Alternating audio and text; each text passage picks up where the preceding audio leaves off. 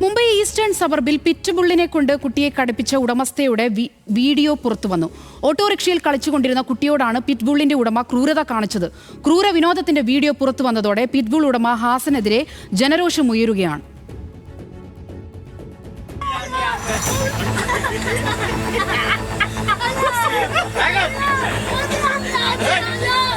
Mumbai eastern സബർബിലാണ് മനുഷ്യ മനസാക്ഷിയെ ഞെട്ടിക്കുന്ന ക്രൂരത നടന്നത്.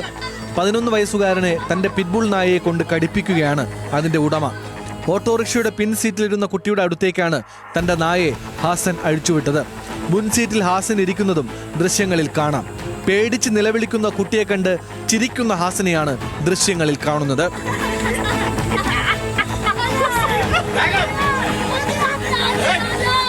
കുട്ടിയുടെ താടിയിലും കഴുത്തിലുമെല്ലാം നായ കടിച്ചു. എങ്ങനെയൊക്കെയോ ഓട്ടോറിക്ഷയിൽ നിന്ന് കുട്ടി ചാടി പുറത്തിറങ്ങി. ഉടനെ നായയും കുട്ടിക്ക് പിന്നാലെ ഓടി. ഇത് കണ്ട് പൊട്ടിച്ചിരിക്കുകയാണ് ഹാസൻ. നായ തന്നെ കടിച്ചെന്നും ഓടി രക്ഷപ്പെടാൻ ശ്രമിച്ചപ്പോൾ വസ്ത്രം കടിച്ചു കീറിയെന്നും രക്ഷപ്പെട്ട ശേഷം കുട്ടി പറയുന്നുണ്ട്. പട്ടിയുടെ ആക്രമണം നേരിടുന്ന സമയത്തെല്ലാം തന്നെ രക്ഷിക്കണമെന്ന് നായയുടെ ഉടമയോട് കരഞ്ഞു പറഞ്ഞുവെങ്കിലും അയാൾ ചിരിച്ചുകൊണ്ട് നിൽക്കുകയാണ് ചെയ്തത്. മാത്രമല്ല ഇത് കണ്ടു നിന്ന ഒരാളും തന്നെ രക്ഷിക്കാനെത്തിയില്ല, മറിച്ച് ആക്രമണത്തിന്റെ ദൃശ്യം പകർത്തുകയാണ് ചെയ്തതെന്നും കുട്ടി പറഞ്ഞു.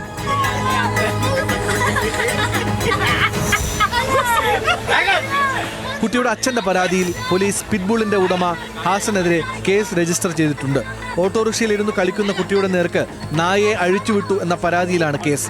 വീഡിയോ പുറത്തു വന്നതിന് പിന്നാലെ വലിയ ജനരോഷമാണ് ക്രൂര വിനോദം നടത്തി ആസ്വദിച്ച പിറ്റ്ബുൾ ഉടമ ഹാസനെതിരെ ഉയർന്നു വരുന്നത്.